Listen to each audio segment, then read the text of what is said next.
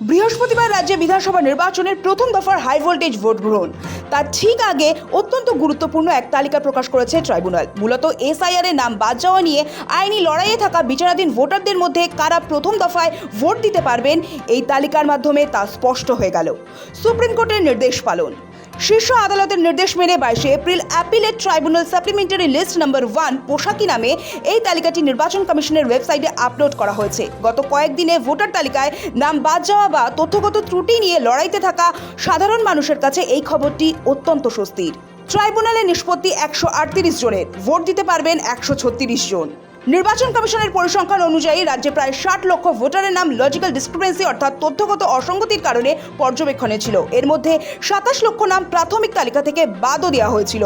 ভোটাধিকার ফিরে পেতে এই বিরাট সংখ্যক মানুষের অনেকেই ট্রাইব্যুনালে আবেদন জানিয়েছিলেন। সূত্র বলছে, প্রথম দফার ভোটের আগে ট্রাইব্যুনাল মাত্র 138 জনের আবেদনের চূড়ান্ত নিষ্পত্তি করতে পেরেছে, যার মধ্যে 136 জনের নাম পুনর্বহাল করা হয়েছে এবং তারা বৃহস্পতিবারই বুথে গিয়ে নিজেদের গণতান্ত্রিক অধিকার প্রয়োগ করতে পারবেন।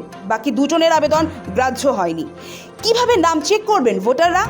এর আগে তথ্যগত অসঙ্গতির কারণে অনেকের নাম মূল ভোটার তালিকা থেকে বাদ পড়ে গিয়েছিল। এরপরই সংশ্লিষ্ট ভোটাররা ট্রাইব্যুনালের দ্বারস্থ হন। কমিশনের প্রকাশিত তালিকায় নিজের নাম রয়েছে কিনা তা জানার উপায় খুবই সহজ। ভোটাররা তাদের এপিক নাম্বার ব্যবহার করে সরাসরি নির্বাচন কমিশনের অফিসিয়াল ওয়েবসাইটে যেতে পারেন। সেখানে appellate tribunal supplementary list number 1 সেকশনে গিয়ে নিজের নাম ফের যুক্ত হয়েছে কিনা তা দেখে নেওয়া যাবে। স্বস্তিতে ভোটাররা।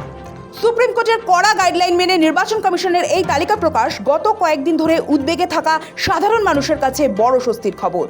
তবে 138 জন বাদে বাকি হাজার হাজার আবেদনকারীর ভাগ্যের কি হবে তা নিয়ে এখনো ধোঁয়াশা বজায় রয়েছে। কারা বাদ গেলেন?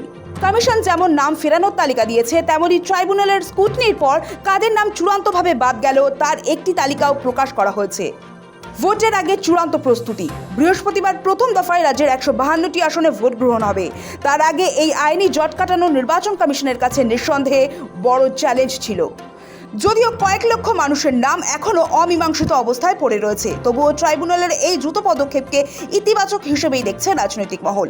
ভোট কেন্দ্রে কোনো অপ্রীতিকর পরিস্থিতি এড়াতে এই সাপ্লিমেন্টারি লিস্টের হার্ড কপিও বুথগুলিতে পৌঁছে দেওয়ার কাজ শুরু হয়েছে। শফিক সান্যালের রিপোর্ট, সময়, কলকাতা।